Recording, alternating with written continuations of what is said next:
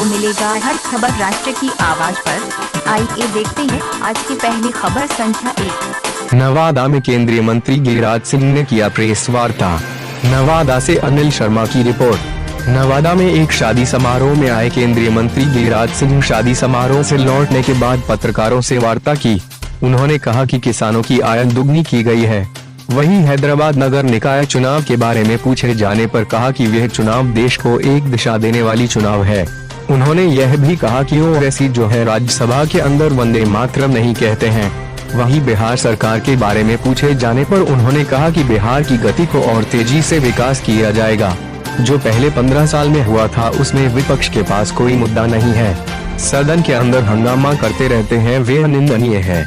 यह लोकतंत्र को शर्मसार करने वाला हरकत रहा है। लोकतंत्र का सम्मान करना मर्यादा को जोड़ना है। बिहार में विकास की गति काफी तेज होगी। हम लोग एनडीए के साथ मिलकर काम करेंगे। राज्य सरकार के साथ मिलकर के जो हम कर सकते हैं बेहतर, उन चीज़ों को करने में हम मदद करेंगे।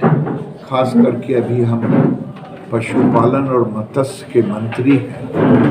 हम राज्य के, हमारा हाथ पैर मेरा राज्य है, राज्य सब्जेक्ट, स्टेट सब्जेक्ट। तो जो भी यहाँ से प्रपोजल राज्य सरकार से होकर के जाएगा, हम उसमें यथासंभव मदद करेंगे। यथासंभव नहीं बल्कि बढ़ चढ़ के मदद करेंगे। आज देश में लाइव स्टॉक अगर 18-19 का हम डेटा देखते हैं तो पूरे देश में धान और गेहूं की कीमत 4,20,000 करोड़ के इर्द गिर्द है। वहीं दूध की कीमत, केवल दूध की कीमत, मांस मछली की कीमत मैं छोड़ देता हूं, अंडे की कीमत, केवल दूध की कीमत 7.5 लाख करोड़। इसलिए किसानों के हित में लाइव स्टॉक है, एग्रीकल्चर विथ लाइव स्टॉक। हम इसके पुरजोर पहले से समर्थक रहे हैं। मैं चाहूँगा यहाँ के अधिकारी, यहाँ के प्रतिनिधि, बगल में हमारी विधायिका अरुणा जी हैं, मैं कहूँगा कि लाइव स्टॉक पर आत्मा से मिलके, कृषि विज्ञान केंद्र से मिलकर, जिला से मिलके यहाँ से प्रपोजल भेजें। ट्रेनिंग का हो, कोई और विकास का हो, तो हम निश्चित मदद करेंगे। क्योंकि धान की फसल हम नवादा में देख रहे हैं, बहुत अच्छा फसल हुआ है और इस बार फसल के अनुरूप टारगेट भी लिया गया। पिछली बार मेरी जानकारी में जो टारगेट था 50,000 टन के नीचे था। इस बार 2.25 लाख टन से ऊपर रखा गया है और मैं समझता हूँ कि किसानों के हित में निर्णय लिया गया है और भारत की सरकार ने एमएसपी में जो 6 साल में वृद्धि की है, गेहूं और धान को लेंगे तो 40% से ऊपर की वृद्धि हुई है। दलहन में लेंगे, तिलहन में लेंगे तो 70% से ऊपर की वृद्धि हुई है।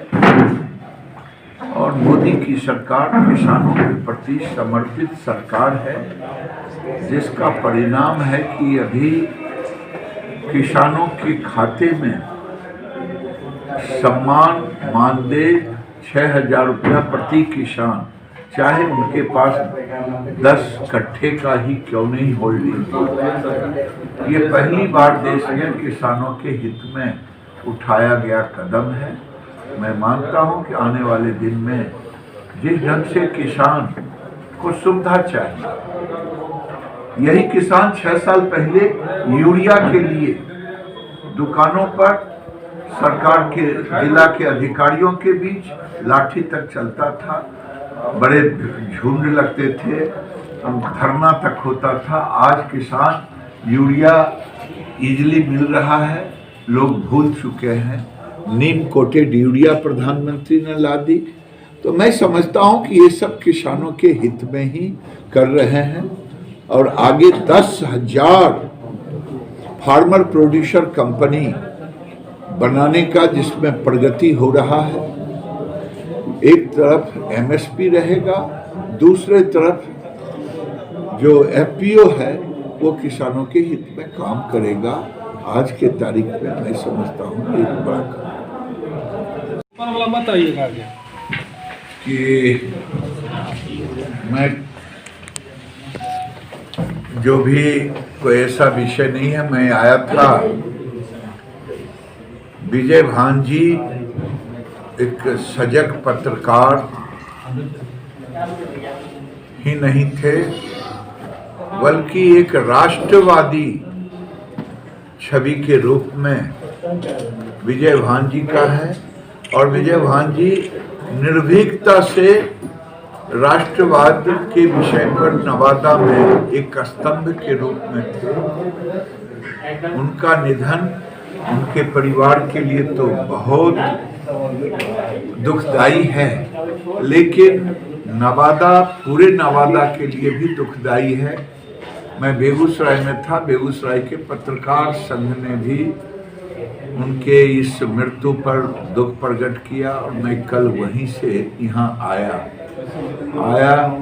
तो स्वाभाविक है पंकज जी पत्रकार, उनके पिताजी के यहाँ इसी ढंग से सामाजिकता में संजय जी जिला अध्यक्ष, उनकी माता जी, सब पिताजी, सब जगह से होते हुए मैं यहाँ पहुँचा हूँ। और मैं यहाँ से गया के लिए प्रस्थान कर रहा हूँ कि लक्षद्वीप के लेफ्टिनेंट गवर्नर और मगध के लाल दिनेश्वर शर्मा जो आईबी के डायरेक्टर, पूर्व डायरेक्टर रहे, उनका शव आ रहा है और उस सब यात्रा में शामिल भी होंगे और संस्कार में भी शामिल होंगे। इसीलिए हम यहाँ से निकल रहे हैं।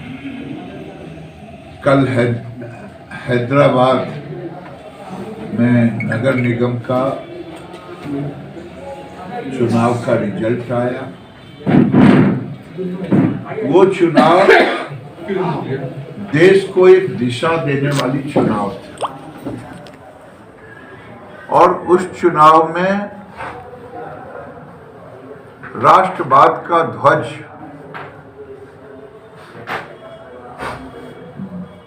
गड़ गया है। अब पूरे देश में राष्ट्रवाद की गाड़ी जिस ढंग से बढ़ रही है, उत्तर से दक्षिण तक इसकी हवा, और जिसके लिए मैं बधाई देता हूं वहां के लोगों को और माननीय अमित शाह जी राष्ट्रीय अध्यक्ष को, होम मिनिस्टर को और राष्ट्रीय अध्यक्ष नड्डा जी को और वहाँ के कार्यकर्ता, वहाँ के लोगों को, जिन्होंने एक राष्ट्रवाद बनाम जो ऐसे व्यक्ति जो ओवैसी वंदे मातरम का सम्मान नहीं करते, ओवैसी वकील हैं पेशे से, सब कुछ से संपन्न हैं, लेकिन उनके अंदर राष्ट्रवाद की कमी है, जिसके कारण लोकसभा के अंदर कभी राष्ट्रगीत और राष्ट्रगान का सम्मान नहीं किया। और जो व्यक्ति राष्ट्रवाद, राष्ट्रगान, राष्ट्रगीत का नहीं सम्मान करेगा, वो राष्ट्र का नहीं सम्मान करेगा। उनके मन में, वो खुद भी कहते हैं कि लोग मुझ पर आरोप लगाते हैं, मैं भी कह रहा हूं, वो जिन्ना के सोच से प्रभावित है और जिन्ना के सोच से प्रभावित होने वाले व्यक्ति को कभी देश नहीं स्वीकारेगा और उसी का परिणाम हुआ कि उनके अहंकार को राष्ट्रवाद ने चकनाचूर। बिहार के पॉलिटिक्स में नई सरकार का गठन हुआ है और मुझे पूरा विश्वास है कि विकास की गति को और तेजी से, जो 15 साल में नीतीश कुमार के नेतृत्व में विकास हुआ, वो विकास और तेजी से बढ़ेगा। विपक्ष मुद्दा विहीन है। सदन के अंदर विपक्ष के नेता की जुबान अशोभनीय है। व्यक्तिगत कटाक्ष मुख्यमंत्री पर ये लोकतंत्र को शर्मसार करने वाला हरकत रहा और मैं समझता हूं कि लोकतंत्र का सम्मान करना केवल मर्यादा को तोड़ना ये रह जाए कोई विपक्ष का, तो लोकतंत्र का सम्मान नहीं होगा। और बिहार में विकास की गति तेजी होगी। एनडीए बड़े मजबूती के साथ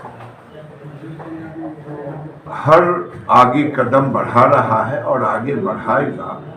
मैं यही विश्वास रखता हूं और मैं पूरा कामना भी करता हूं कि अभी सबसे पहले किसानों के लिए पैक्स में खरीद शुरू